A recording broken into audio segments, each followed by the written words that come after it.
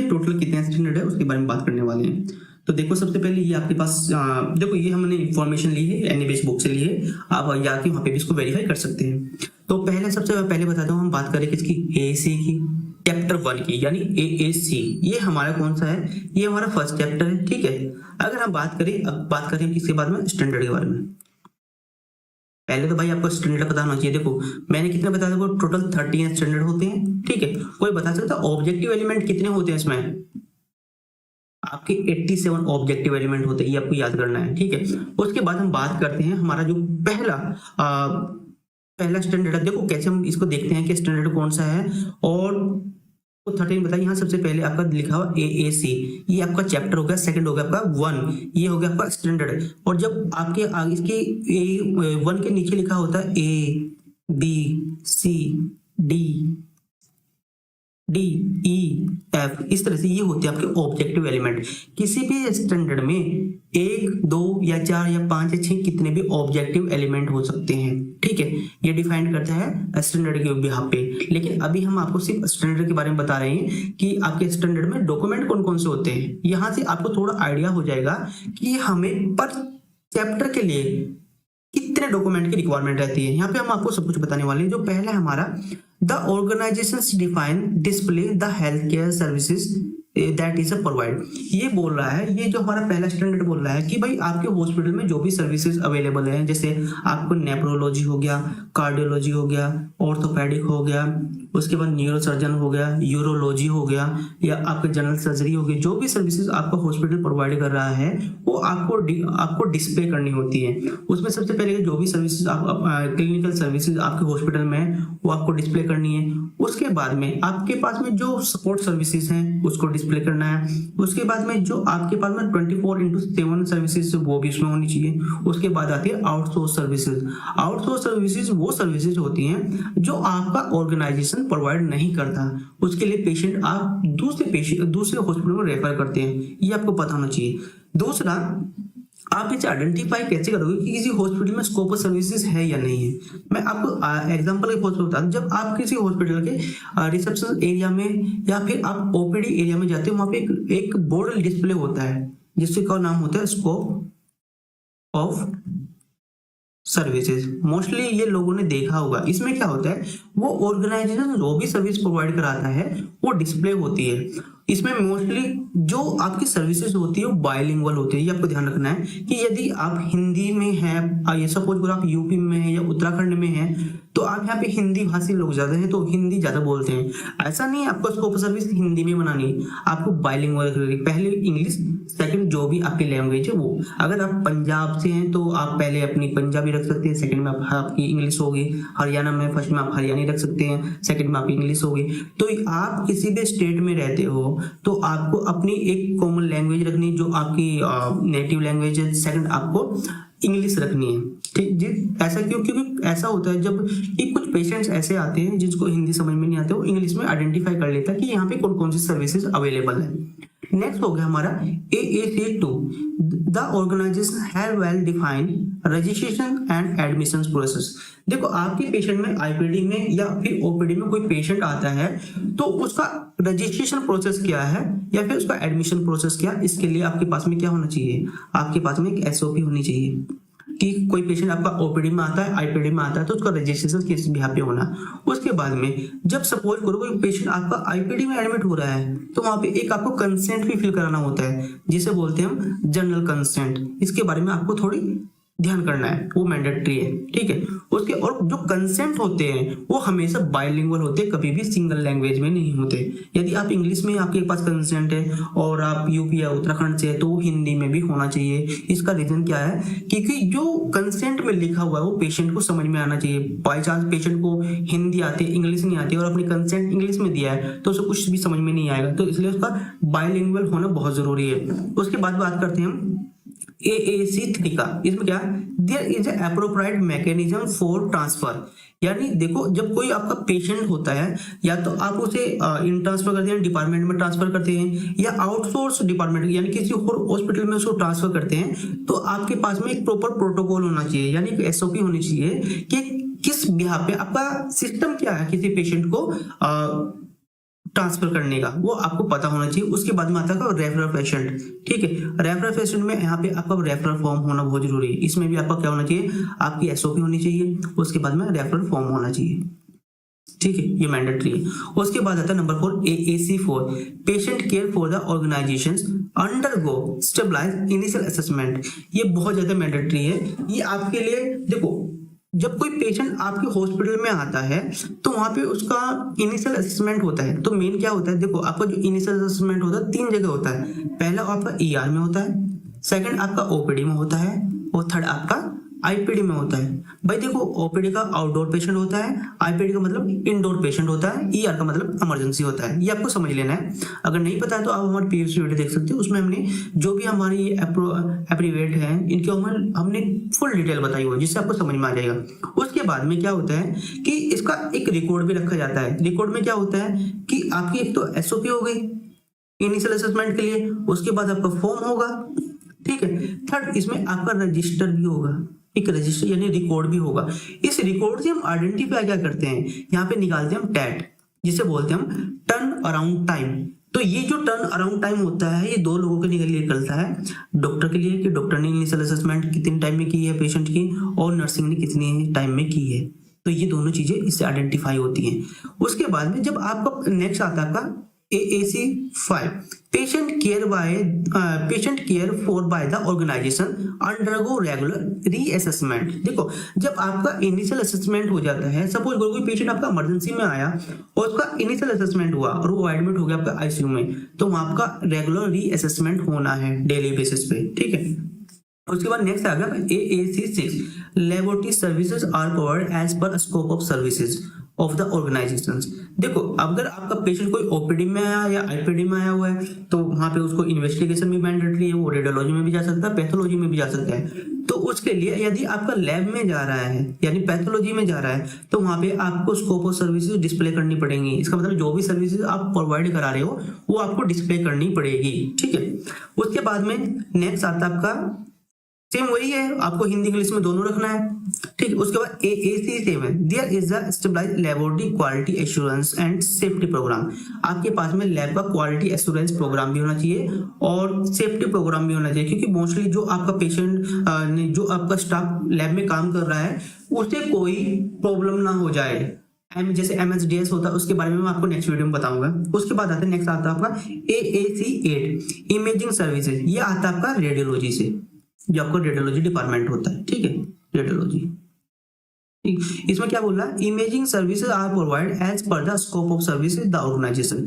यहाँ पे भी आपको क्या करना है, आपको जो स्कोप ऑफ सर्विसेज डिस्प्ले कराना है, ठीक। उसके बाद नेक्स्ट आता है आपका AAC, there is a quality assurance programme, safety programme and imaging services. ये भी आपको डिस्प्ले करना है। सॉरी, जो आपके पास में स्कोप सर्विस आपने डिस्प्ले कर दी, उसके बाद में आपका रेडियो क्वालिटी एश्योरेंस प्रोग्राम भी होना चाहिए रेडियोलॉजी के लिए, और सेफ्टी प्रोग्राम भी होना चाहिए जो इमेजिंग सर्विसेज के लिए। इसमें देखो एक्चुअली जब मैं लैब के बारे में बताऊंगा आपको, यहाँ पे हम जो आपका क्रिटिकल वैल्यू क्या होता है, रीडू क्या होता है, टैट क्या होता है, सैंपल कलेक्शन प्रोटोकॉल क्या होता है, MSDS क्या होता है, और उसके बाद क्रिटिकल वैल्यू को मॉनिटर कैसे करते हैं, उसे इन्फॉर्म कैसे करते हैं, उसके बारे में भी कैलिब्रेशन कैसे होता है, वैलिडेशन कैसे होता है। जब मैं लैब के ऑप्शन टॉपिक पे आऊंगा तो ये चीजें आपकी क्लियर करा जाऊंगा, जिससे कि वह आप अच्छे से काम कर सके। देखो यहाँ पे मैं इक्वास के बारे में बताऊंगा, ठीक है, कि इक्वास होता क्या है और कैसे लिया जाता है, अप्लाई किस तरह से करते हैं। उसके बाद आता है आपका AAC10, patient care continue by patient की केयर प्रॉपर होनी चाहिए, उसके लिए आपके पास गाइडलाइन होनी चाहिए। फिर AAC11, the preventive promotive health services are provided in the safe collaborative and consistent manner, by proposal services मिलनी चाहिए। उसके बाद AAC12, organise and expect discharge process. ये बहुत जरूरी है कि जब कोई पेशेंट आपका IPD में से डिस्चार्ज होकर जाता है उसे डिस्चार्ज समरी भी देनी है, और दूसरा वो मैंडेटरी है, आप कोई भी पेशेंट आपका डिस्चार्ज होकर जाता है हॉस्पिटल से। उसके बाद नेक्स्ट आता है आपका AAC13, इसमें आता है organisation define the content of the discharge summary. देखो अगर डॉक्टर ने कोई डिस्चार्ज समरी दी, उसमें प्रॉपर पेशेंट की previous history, past history, current history, उसके बाद में उसकी जो भी उसको मेडिकेशन दी गई है, उसकी इन्वेस्टिगेशंस हुई हैं, उसके बाद में उसकी कंडीशंस के बारे में, उसके बाद में वहाँ पे फॉलोअप का ऑप्शंस भी होना चाहिए, उसमें इमरजेंसी कॉन्टेक्ट नंबर भी होना चाहिए, सब चीजें उसमें अवेलेबल होनी चाहिए, ये आपको चेक करनी पड़ेगी। तो ये था हमारा पहला चैप्टर AAC। अब नेक्स्ट हम बात करेंगे, मैं थोड़े से डॉक्यूमेंट दिखा देता हूँ। ये आपके डॉक्यूमेंट है, आप इसकी स्क्रीनशॉट ले सकते हैं। ये आपको डॉक्यूमेंट बनाने हैं, ठीक है, इस चैप्टर के लिए ये डॉक्यूमेंट है। ये आप जैसे भी अगर आप क्वालिटी में काम करते हो या फिर आप लैब में काम कर रहे हो, पैथोलॉजी लैब में, रेडियोलॉजी लैब में, तो आपके लिए बेनिफिशियल है ये, ठीक है। आप ये डॉक्यूमेंट बना लेना है। उसके बाद नेक्स्ट बात करेंगे हम किसके, चैप्टर नंबर 2 की। ये हम बात करेंगे आपकी सेकंड वीडियो में वाले स्टैंडर्ड के बारे में। सबसे पहले बात करेंगे हम AAC 1, यानी जो पहला चैप्टर है हमारा AAC 1, उसकी में टोटल कितने स्टैंडर्ड है उसके बारे में बात करने वाले हैं। तो देखो, सबसे पहले ये आपके पास देखो, ये हमने इंफॉर्मेशन ली है एनईबीएस बुक से ली है, आप जाके वहाँ पे भी इसको वेरीफाई कर सकते हैं। तो पहले सबसे पहले बताता हूँ, हम बात करें किसकी, AAC की, चैप्टर 1 की, यानी AAC। ये हमारा कौन सा है, ये हमारा फर्स्ट चैप्टर है, ठीक है। अगर हम बात करें, अब बात करें किसके बारे में, स्टैंडर्ड के बारे में। पहले तो भाई आपको स्टैंडर्ड पता होना चाहिए। देखो मैंने कितने बताया, देखो टोटल 13 स्टैंडर्ड होते हैं, ठीक है। कोई बता सकता ऑब्जेक्टिव एलिमेंट कितने होते हैं इसमें, आपके 87 ऑब्जेक्टिव एलिमेंट होते हैं, ये आपको याद करना है, ठीक है। उसके बाद हम बात करते हैं हमारा जो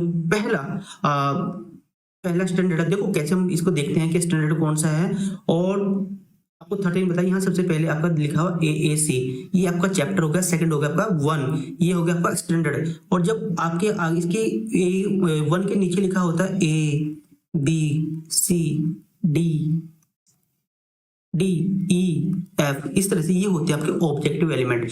किसी भी स्टैंडर्ड में 1, 2 या 4 या 5 या 6 कितने भी ऑब्जेक्टिव एलिमेंट हो सकते हैं, ठीक है। ये डिफाइन करता है स्टैंडर्ड के बिहाफ पे।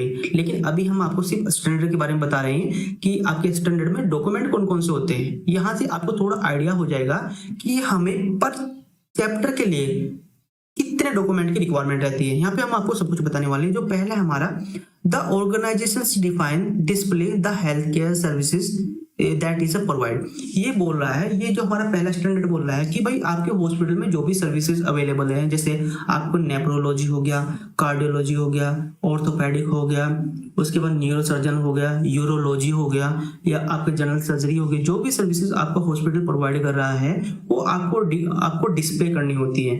उसमें सबसे पहले जो भी सर्विसेज क्लिनिकल सर्विसेज आपके हॉस्पिटल में वो आपको डिस्प्ले करनी है। उसके बाद में आपके पास में जो सपोर्ट सर्विसेज हैं उसको डिस्प्ले करना है। उसके बाद में जो आपके पास में 24/7 सर्विसेज वो भी इसमें होनी चाहिए। उसके बाद आती है आउटसोर्स सर्विसेज। आउटसोर्स सर्विसेज वो सर्विसेज होती हैं जो आपका ऑर्गेनाइजेशन प्रोवाइड नहीं करता, उसके लिए पेशेंट आप दूसरे हॉस्पिटल में रेफर करते हैं, ये आपको पता होना चाहिए। दूसरा, आप इसे आइडेंटिफाई कैसे करोगे कि किसी हॉस्पिटल में स्कोप ऑफ सर्विसेज है या नहीं है। मैं आपको एग्जांपल के तौर पर बता दूं, जब आप किसी हॉस्पिटल के रिसेप्शन एरिया में या फिर आप OPD एरिया में जाते हो, वहां पे एक बोर्ड डिस्प्ले होता है जिसका नाम होता है स्कोप ऑफ सर्विसेज। मोस्टली ये लोगों ने देखा होगा। इसमें क्या होता है, वो ऑर्गेनाइजेशन जो भी सर्विस प्रोवाइड कराता है वो डिस्प्ले होती है।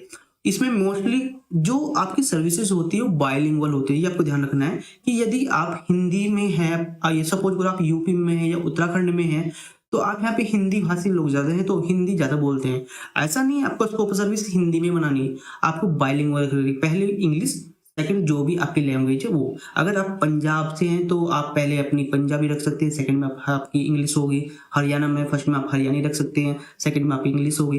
तो में रहते हो तो आपको अपनी एक कॉमन लैंग्वेज रखनी है जो आपकी नेटिव लैंग्वेज है, सेकंड आपको इंग्लिश रखनी है, ठीक जी। ऐसा क्यों, क्योंकि ऐसा होता है जब कि कुछ पेशेंट्स ऐसे आते हैं जिसको हिंदी समझ में नहीं आते, वो इंग्लिश में आइडेंटिफाई कर लेता है कि यहाँ पे कौन कौन सी सर्विसेज अवेलेबल है। नेक्स्ट हो गया हमारा AAC 2, the organisation have well defined registration and admission process. देखो आपके पेशेंट में IPD में या फिर OPD में कोई पेशेंट आता है तो उसका रजिस्ट्रेशन प्रोसेस क्या है या फिर उसका एडमिशन प्रोसेस क्या, इसके लिए आपके पास में क्या होना चाहिए, आपके पास में एक SOP होनी चाहिए। कि कोई पेशेंट आपका ओपीडी में आता है, आईपीडी में आता है, तो उसका रजिस्ट्रेशन किस बिहाफ पे होना। उसके बाद में जब सपोज करो कोई पेशेंट आपका आईपीडी में एडमिट हो रहा है, तो वहां पे एक आपको कंसेंट भी फिल कराना होता है, जिसे बोलते हैं हम जनरल कंसेंट। इसके बारे में आपको थोड़ी ध्यान करना है, वो मैंडेटरी है, ठीक है। उसके और जो कंसेंट होते हैं वो हमेशा बाइलिंगुअल होते हैं, कभी भी सिंगल लैंग्वेज में नहीं होते। यदि आप इंग्लिश में आपके पास कंसेंट है और आप यूपी या उत्तराखंड से है, तो वो हिंदी में भी होना चाहिए। इसका रीजन क्या है, क्योंकि जो कंसेंट में लिखा हुआ है वो पेशेंट को समझ में आना चाहिए। बाई चांस पेशेंट को हिंदी आती है, इंग्लिश नहीं आती है, और अपनी कंसेंट इंग्लिश में दिया है, तो उसे कुछ भी समझ में नहीं आएगा। तो इसलिए उसका बाइलिंगुअल होना बहुत जरूरी है। उसके बाद बात करते हैं हम AAC 3 का। इसमें क्या, there is appropriate mechanism for transfer. यानी देखो, जब कोई आपका पेशेंट होता है, या तो आप उसे इन ट्रांसफर करते हैं, डिपार्टमेंट में ट्रांसफर करते हैं, या आउटसोर्स डिपार्टमेंट यानी किसी और हॉस्पिटल में उसको ट्रांसफर करते हैं, तो आपके पास में एक प्रॉपर प्रोटोकॉल होना चाहिए, यानी एक SOP होनी चाहिए कि किस बिहाफ पे आपका सिस्टम क्या है किसी पेशेंट को ट्रांसफर करने का, वो आपको पता होना चाहिए। उसके बाद में आता है रेफरल पेशेंट, ठीक है। रेफरल पेशेंट में यहाँ पे आपका रेफरल फॉर्म होना बहुत जरूरी है। इसमें भी आपका क्या होना चाहिए, आपकी SOP होनी चाहिए, उसके बाद में रेफरल फॉर्म होना चाहिए, ठीक है, ये मैंडेटरी है। उसके बाद आता है number 4 AAC 4, patient care for the organisations undergo stabilise initial assessment. ये बहुत ज्यादा मैंडेटरी है। ये आपके लिए, देखो, जब कोई पेशेंट आपके हॉस्पिटल में आता है, तो वहां पे उसका इनिशियल असेसमेंट होता है। तो मेन क्या होता है, देखो, आपका जो इनिशियल असेसमेंट होता है 3 जगह होता है। पहला आपका ER में होता है, सेकंड आपका OPD में होता है, और थर्ड आपका IPD में होता है। भाई देखो, OPD का आउटडोर पेशेंट होता है, IPD का मतलब इंडोर पेशेंट होता है, ER का मतलब इमरजेंसी होता है। ये आपको समझ लेना है। अगर नहीं पता है तो आप हमारे प्रीवियस वीडियो देख सकते हो, उसमें हमने जो भी हमारी ये एप्रीवेट है, इनके हमने फुल डिटेल बताई हुई है, जिससे आपको समझ में आ जाएगा। उसके बाद में क्या होता है कि इसका एक रिकॉर्ड भी रखा जाता है। रिकॉर्ड में क्या होता है कि आपकी एक तो SOP हो गई इनिशियल असेसमेंट के लिए, उसके बाद आपका फॉर्म होगा, ठीक है। थर्ड, इसमें आपका रजिस्टर भी होगा, एक रजिस्टर यानी रिकॉर्ड भी होगा। इस रिकॉर्ड से हम आइडेंटिफाई क्या करते हैं, यहाँ पे निकालते हैं हम टैट, जिसे बोलते हैं हम टर्न अराउंड टाइम। तो ये जो टर्न अराउंड टाइम होता है, ये 2 लोगों के लिए निकलता है। डॉक्टर के लिए कि डॉक्टर ने इनिशियल असेसमेंट कितने टाइम में की है पेशेंट की, और नर्सिंग ने कितने टाइम में की है। तो ये दोनों चीजें इससे आइडेंटिफाई होती हैं। उसके बाद में जब आपका नेक्स्ट आता है आपका AAC 5, patient care for by the organisation undergo regular reassessment. देखो, जब आपका इनिशियल असेसमेंट हो जाता है, सपोज कोई पेशेंट आपका इमरजेंसी में आया और उसका इनिशियल असेसमेंट हुआ और वो एडमिट हो गया आपका ICU में, तो वहां आपका रेगुलर रीअसेसमेंट होना है डेली बेसिस पे, ठीक है। उसके बाद नेक्स्ट आ गया AAC 6, laboratory services are covered as per scope of services of the organisations. देखो, अगर आपका पेशेंट कोई OPD में आया या IPD में आया हुआ है, तो वहां पे उसको इन्वेस्टिगेशन भी मैंडेटरी है, वो रेडियोलॉजी में भी जा सकता है, पैथोलॉजी में भी जा सकता है। तो उसके लिए यदि आपका लैब में जा रहा है यानी पैथोलॉजी में जा रहा है, तो वहां पे आपको स्कोप ऑफ सर्विसेज डिस्प्ले करनी पड़ेंगी। इसका मतलब जो भी सर्विसेज आप प्रोवाइड करा रहे हो वो आपको डिस्प्ले करनी पड़ेगी, ठीक है। उसके बाद में नेक्स्ट आता है आपका सेम वही है, आपको हिंदी इंग्लिश में दोनों रखना है, ठीक है। उसके बाद AAC 7, there is a stabilised laboratory quality assurance and safety programme. आपके पास में लैब का क्वालिटी एश्योरेंस प्रोग्राम भी होना चाहिए और सेफ्टी प्रोग्राम भी होना चाहिए, क्योंकि मोस्टली जो आपका पेशेंट जो आपका स्टाफ लैब में काम कर रहा है, उसे कोई प्रॉब्लम ना हो जाए। जैसे MSDS होता है, उसके बारे में मैं आपको नेक्स्ट वीडियो में बताऊंगा। उसके बाद आता है नेक्स्ट आता है आपका AAC 8, इमेजिंग सर्विसेज। ये आता है आपका रेडियोलॉजी से, जो आपको रेडियोलॉजी डिपार्टमेंट होता है, ठीक है, रेडियोलॉजी। इसमें क्या बोल रहा है, imaging services are provide as per the scope of services the organisation. यहाँ पे भी आपको क्या करना है, आपको जो स्कोप ऑफ सर्विसेज डिस्प्ले कराना है, ठीक है। उसके बाद नेक्स्ट आता है आपका AAC, there is a quality assurance programme, safety programme and imaging services.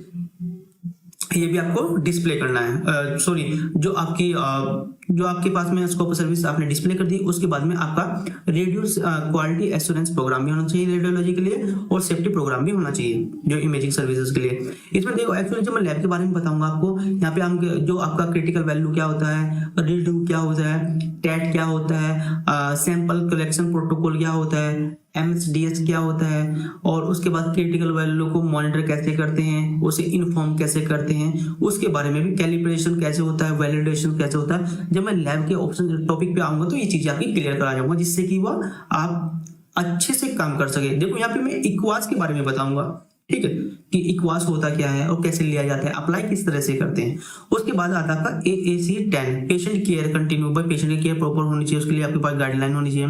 फिर AAC 11, the preventive promotive health services are provided in the safe collaborative and consistent manner, by proper services मिलनी चाहिए। उसके बाद AAC 12, organise and execute by discharge process, ये बहुत जरूरी है कि जब कोई पेशेंट आपका आईपीडी में से डिस्चार्ज होकर जाता है, उसे डिस्चार्ज समरी भी देनी है। और दूसरा वो मैंडेटरी है, आप कोई भी पेशेंट आपका डिस्चार्ज होकर जाता है हॉस्पिटल से, उसके बाद नेक्स्ट आता है आपका AAC 13, इसमें आता है the organisation define the content of the discharge summary. देखो अगर डॉक्टर ने कोई डिस्चार्ज समरी दी, उसमें प्रॉपर पेशेंट की previous history, past history, current history, उसके बाद में उसकी जो भी उसको मेडिकेशन दी गई है, उसकी इन्वेस्टिगेशंस हुई हैं, उसके बाद में उसकी कंडीशंस के बारे में, उसके बाद में वहाँ पे फॉलोअप का ऑप्शंस भी होना चाहिए, उसमें इमरजेंसी कॉन्टेक्ट नंबर भी होना चाहिए, ये सब चीजें उसमें अवेलेबल होनी चाहिए, ये आपको चेक करनी पड़ेगी। तो ये था हमारा पहला चैप्टर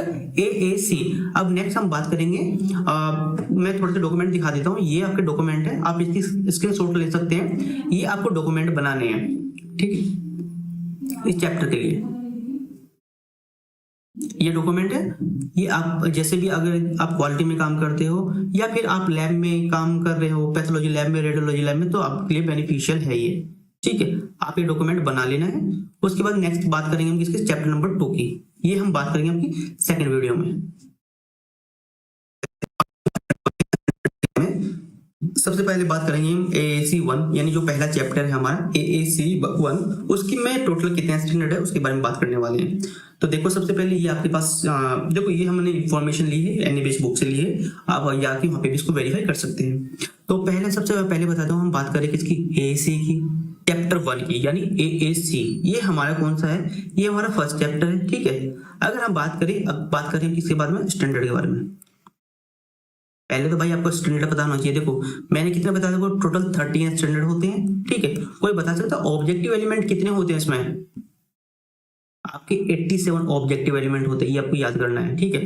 उसके बाद हम बात करते हैं हमारा जो पहला स्टैंडर्ड है। देखो कैसे हम इसको देखते हैं कि स्टैंडर्ड कौन सा है, और आपको 13 बताइए, यहाँ सबसे पहले आपका लिखा हुआ AAC, ये आपका चैप्टर हो गया, सेकंड हो गया आपका 1, ये हो गया आपका स्टैंडर्ड। और जब आपके आगे इसके 1 के नीचे लिखा होता है ABCDEF,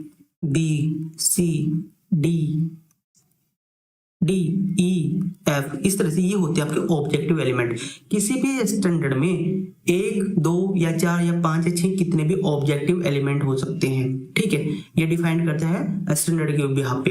लेकिन अभी हम आपको सिर्फ स्टैंडर्ड के बारे में बता रहे हैं कि आपके स्टैंडर्ड में डॉक्यूमेंट कौन कौन से होते हैं। यहाँ से आपको थोड़ा आइडिया हो जाएगा कि हमें पर चैप्टर के लिए कितने डॉक्यूमेंट की रिक्वायरमेंट रहती है। यहाँ पे हम आपको सब कुछ बताने वाले हैं। जो पहला है हमारा, the organisations define display the health care services that is provide. ये बोल रहा है, ये जो हमारा पहला स्टैंडर्ड बोल रहा है कि भाई आपके हॉस्पिटल में जो भी सर्विसेज अवेलेबल है, जैसे आपको नेफ्रोलॉजी हो गया, कार्डियोलॉजी हो गया, ऑर्थोपेडिक हो गया, उसके बाद न्यूरोसर्जन हो गया, यूरोलॉजी हो गया, या आपका जनरल सर्जरी हो गई, जो भी सर्विसेज आपका हॉस्पिटल प्रोवाइड कर रहा है वो आपको डिस्प्ले करनी होती है। उसमें सबसे पहले जो भी सर्विसेज क्लिनिकल सर्विसेज आपके हॉस्पिटल में वो आपको डिस्प्ले करनी है। उसके बाद में आपके पास में जो सपोर्ट सर्विसेज हैं उसको डिस्प्ले करना है। उसके बाद में जो आपके पास में 24/7 सर्विसेज वो भी इसमें होनी चाहिए। उसके बाद आती है आउटसोर्स सर्विसेज। आउटसोर्स सर्विसेज वो सर्विसेज होती हैं जो आपका ऑर्गेनाइजेशन प्रोवाइड नहीं करता, उसके लिए पेशेंट आप दूसरे हॉस्पिटल में रेफर करते हैं, ये आपको पता होना चाहिए। दूसरा, आप इसे आइडेंटिफाई कैसे करोगे कि किसी हॉस्पिटल में स्कोप ऑफ सर्विसेज है या नहीं है। मैं आपको एग्जांपल के तौर पर बता दूं, जब आप किसी हॉस्पिटल के रिसेप्शन एरिया में या फिर आप ओपीडी एरिया में जाते हो, वहां पे एक बोर्ड डिस्प्ले होता है जिसका नाम होता है स्कोप ऑफ सर्विसेज। मोस्टली ये लोगों ने देखा होगा। इसमें क्या होता है, वो ऑर्गेनाइजेशन जो भी सर्विस प्रोवाइड कराता है वो डिस्प्ले होती है। इसमें मोस्टली जो आपकी सर्विसेज होती है वो बायलिंगुअल होती है। ये आपको ध्यान रखना है कि यदि आप हिंदी में हैं, ये सपोज करो आप यूपी में हैं या उत्तराखंड में हैं, तो आप यहाँ पे हिंदी भाषी लोग ज्यादा हैं तो हिंदी ज्यादा बोलते हैं। ऐसा नहीं है, आपको स्कोप सर्विस हिंदी में बनानी है, आपको बायलिंगुअल, पहले इंग्लिश सेकंड जो भी आपकी लैंग्वेज है वो। अगर आप पंजाब से हैं तो आप पहले अपनी पंजाबी रख सकते हैं, सेकंड में आपकी इंग्लिश होगी। हरियाणा में फर्स्ट में आप हरियाणी रख सकते हैं, सेकंड में आपकी इंग्लिश होगी। तो आप किसी भी स्टेट में रहते हो तो आपको अपनी एक कॉमन लैंग्वेज रखनी जो आपकी नेटिव लैंग्वेज है, सेकंड आपको इंग्लिश रखनी है। ठीक जी, ऐसा क्यों? क्योंकि ऐसा होता है जब कि कुछ पेशेंट्स ऐसे आते हैं जिनको हिंदी समझ में नहीं आते, वो इंग्लिश में आइडेंटिफाई कर लेता है कि यहाँ पे कौन कौन सी सर्विसेज अवेलेबल है। नेक्स्ट हो गया हमारा AAC2, the organisation have well defined registration and admission process. देखो आपके पेशेंट में आईपीडी में या फिर ओपीडी में कोई पेशेंट आता है तो उसका रजिस्ट्रेशन प्रोसेस क्या है या फिर उसका एडमिशन प्रोसेस क्या, इसके लिए आपके पास में क्या होना चाहिए? आपके पास में एक SOP होनी चाहिए कि कोई पेशेंट आपका ओपीडी में आता है, आईपीडी में आता है तो उसका रजिस्ट्रेशन किस बिहाफ पे होना। उसके बाद में जब सपोज करो कोई पेशेंट आपका आईपीडी में एडमिट हो रहा है तो वहां पे एक आपको कंसेंट भी फिल कराना होता है जिसे बोलते हैं हम जनरल कंसेंट। इसके बारे में आपको थोड़ी ध्यान करना है, वो मैंडेटरी है। ठीक है, उसके और जो कंसेंट होते हैं वो हमेशा बाइलिंगुअल होते हैं, कभी भी सिंगल लैंग्वेज में नहीं होते। यदि आप इंग्लिश में आपके पास कंसेंट है और आप यूपी या उत्तराखंड से है तो वो हिंदी में भी होना चाहिए। इसका रीजन क्या है? क्योंकि जो कंसेंट में लिखा हुआ है वो पेशेंट को समझ में आना चाहिए। बाई चांस पेशेंट को हिंदी आती है, इंग्लिश नहीं आती और अपनी कंसेंट इंग्लिश में दिया है तो उसे कुछ भी समझ में नहीं आएगा, तो इसलिए उसका बाइलिंगुअल होना बहुत जरूरी है। उसके बाद बात करते हैं हम AAC3 का। इसमें क्या? There is a appropriate mechanism for transfer. यानी देखो जब कोई आपका पेशेंट होता है या तो आप उसे इन ट्रांसफर करते हैं, डिपार्टमेंट में ट्रांसफर करते हैं या आउटसोर्स डिपार्टमेंट यानी किसी और हॉस्पिटल में उसको ट्रांसफर करते हैं, तो आपके पास में एक प्रॉपर प्रोटोकॉल होना चाहिए यानी कि SOP होनी चाहिए कि किस बिहाफ पे आपका सिस्टम क्या है किसी पेशेंट को ट्रांसफर करने का, वो आपको पता होना चाहिए। उसके बाद में आता है रेफरल पेशेंट। ठीक है, रेफरल पेशेंट में यहाँ पे आपका रेफरल फॉर्म होना बहुत जरूरी है। इसमें भी आपका क्या होना चाहिए? आपकी SOP होनी चाहिए, उसके बाद में रेफरल फॉर्म होना चाहिए। ठीक है, ये मैंडेटरी है। उसके बाद आता है number 4 AAC4, patient care for the organisations undergo stabilise initial assessment. ये बहुत ज्यादा मैंडेटरी है। ये आपके लिए देखो जब कोई पेशेंट आपके हॉस्पिटल में आता है तो वहां पे उसका इनिशियल असेसमेंट होता है। तो मेन क्या होता है? देखो आपका जो इनिशियल असेसमेंट होता है 3 जगह होता है। पहला आपका ER में होता है, सेकंड आपका OPD में होता है और थर्ड आपका IPD में होता है। भाई देखो OPD का आउटडोर पेशेंट होता है, IPD का मतलब इंडोर पेशेंट होता है, ER का मतलब इमरजेंसी होता है। ये आपको समझ लेना है। अगर नहीं पता है तो आप हमारी प्रीवियस वीडियो देख सकते हो, उसमें हमने जो भी हमारी एप्रीवेट है इनके हमने फुल डिटेल बताई हुई है जिससे आपको समझ में आ जाएगा। उसके बाद में क्या होता है कि इसका एक रिकॉर्ड भी रखा जाता है। रिकॉर्ड में क्या होता है कि आपकी एक तो SOP हो गई इनिशियल असेसमेंट के लिए, उसके बाद आपका फॉर्म होगा।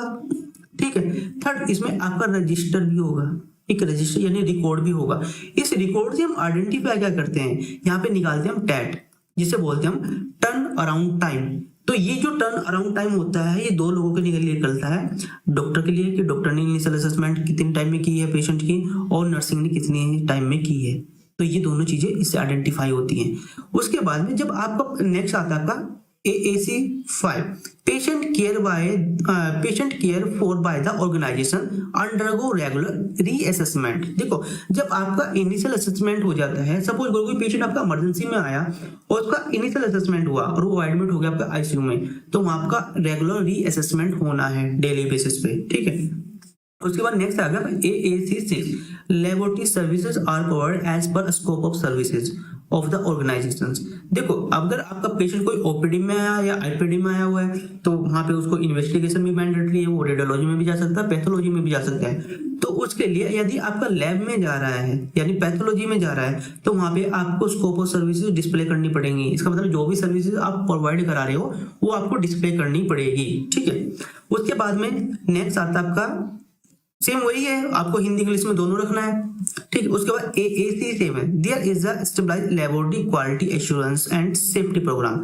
आपके पास में लैब का क्वालिटी एश्योरेंस प्रोग्राम भी होना चाहिए और सेफ्टी प्रोग्राम भी होना चाहिए, क्योंकि मोस्टली जो आपका पेशेंट जो आपका स्टाफ लैब में काम कर रहा है उसे कोई प्रॉब्लम ना हो जाए।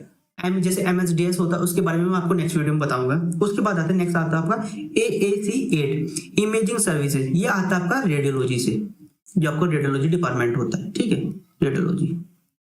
इसमें क्या बोल रहा है, imaging services are provide as per the scope of services the organisation. यहाँ पे भी आपको क्या करना है, आपको जो स्कोप ऑफ सर्विसेज डिस्प्ले कराना है, ठीक है। उसके बाद नेक्स्ट आता है आपका AAC, there is the quality assurance programme, safety programme and imaging services. ये भी आपको डिस्प्ले करना है। सॉरी, जो आपके पास में स्कोप सर्विस आपने डिस्प्ले कर दी, उसके बाद में आपका रेडियो क्वालिटी एश्योरेंस प्रोग्राम भी होना चाहिए रेडियोलॉजी के लिए, और सेफ्टी प्रोग्राम भी होना चाहिए जो इमेजिंग सर्विसेज के लिए। इसमें देखो एक्चुअली जब मैं लैब के बारे में बताऊंगा आपको, यहाँ पे हम जो आपका क्रिटिकल वैल्यू क्या होता है, रीडू क्या होता है, टैट क्या होता है, सैंपल कलेक्शन प्रोटोकॉल क्या होता है, MSDS क्या होता है, और उसके बाद क्रिटिकल वैल्यू को मॉनिटर कैसे करते हैं, उसे इन्फॉर्म कैसे करते हैं, उसके बारे में भी कैलिब्रेशन कैसे होता है, वैलिडेशन कैसे होता है। जब मैं लैब के ऑप्शन टॉपिक पे आऊंगा तो ये चीजें आपकी क्लियर करा जाऊंगा, जिससे कि वह आप अच्छे से काम कर सके। देखो यहाँ पे मैं इक्वास के बारे में बताऊंगा, ठीक है, कि इक्वास होता क्या है और कैसे लिया जाता है, अप्लाई किस तरह से करते हैं। उसके बाद आता है AAC 10, patient care continue by, patient की केयर प्रॉपर होनी चाहिए, उसके लिए आपके पास गाइडलाइन होनी चाहिए। फिर AAC 11, the preventive promotive health services are provided in the safe collaborative and consistent manner, by proposal services मिलनी चाहिए। उसके बाद AAC 12, organise and expect by discharge process. ये बहुत जरूरी है कि जब कोई पेशेंट आपका IPD में से डिस्चार्ज हो